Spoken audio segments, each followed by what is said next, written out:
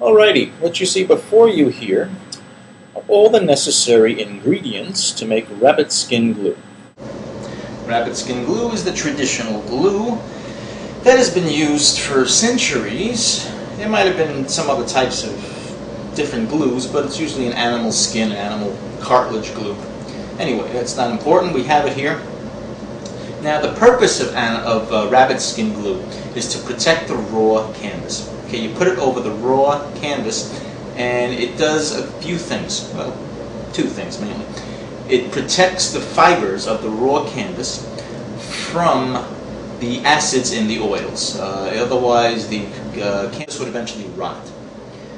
Not sure how long it would take, but it would eventually rot. It also starts reducing the absorbency of the canvas. You don't want to paint on a very absorbent canvas unless you really want a chalky, matty look.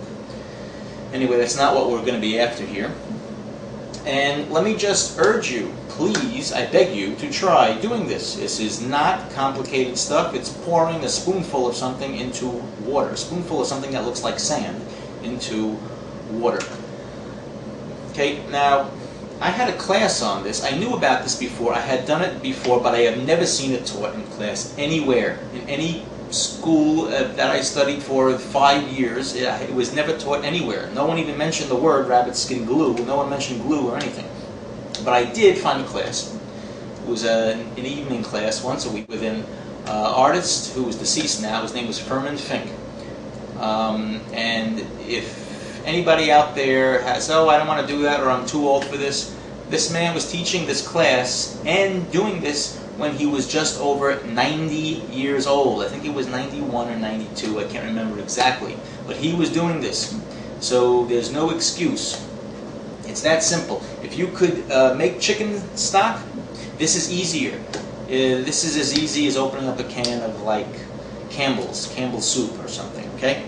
Now let's get to it, okay? We need certain proportions.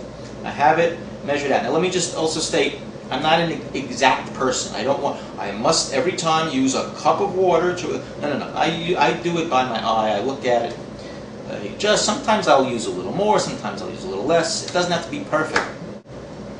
I have measured out the proportion, the general proportion I'm going to give you. You should use probably between 1.5 cups to 2 cups of water with a tablespoon of rabbit skin glue. Just in case, here, let me just show you what rabbit skin glue looks like. It looks like sand, basically, like brown sand. Maybe the flakes are a little bigger. It's not as grainy. It's little flat flakes. Kind of like oatmeal almost, if you want to think of it like that. Whoops, I'm spilling it on my table. Get back in here. Okay, not important. We'll clean that up later. Now, very simple. What we're going to do here, watch this very complicated process now. Pour the water in. That's 1 cup. I pre-measured it. Not waste time here. Make it easier for myself too. And here's another 1/2 cup measured out. There we go. Done with that. Let's take a tablespoon of this glue. That's about a tablespoon. All right. Dump it in. Stir it around. Now, what we do is we wait. We wait for the glue to start soaking the water up. Taking on the water, the glue will come into like a jelly-looking mass, and then we will heat it up, either in a double boiler. I like doing it in the sink myself. I put it in just a bath of hot water in the sink, stir it around, dissolve it. We'll have a nice brown, soupy-looking thing. Not soupy as far as thickness, soupy as far as like a chicken stock-looking color. And I'll show you that step next. Let me just mention rabbit skin glue. If you live in a large city and you have a very large art store, you might be able to find it there. If not, if you live in a smaller town, rural area, you will probably have to order it online. Okay? Let's wait until this soaks up and I'll get back to you.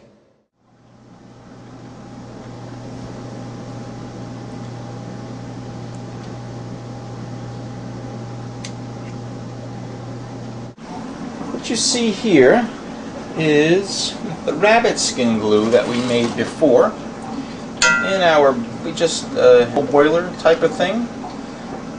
I just have a pan with some water that I'm heating up over the stove, and I'm dissolving the mixture after letting it sit and soak up the glue soaked up the water for about 15 minutes to a half an hour, in that range. Just one thing I want to mention is you never want this mixture to boil, okay? Do not get it that hot. You just want to start it to get a little warm, because the glue will dissolve easier when the water has been warmed, okay? Do not let this boil ever. It's not how it's supposed to work. It'll break down all the properties of the glue. It will not come out right. Okay, just warm it up to dissolve it.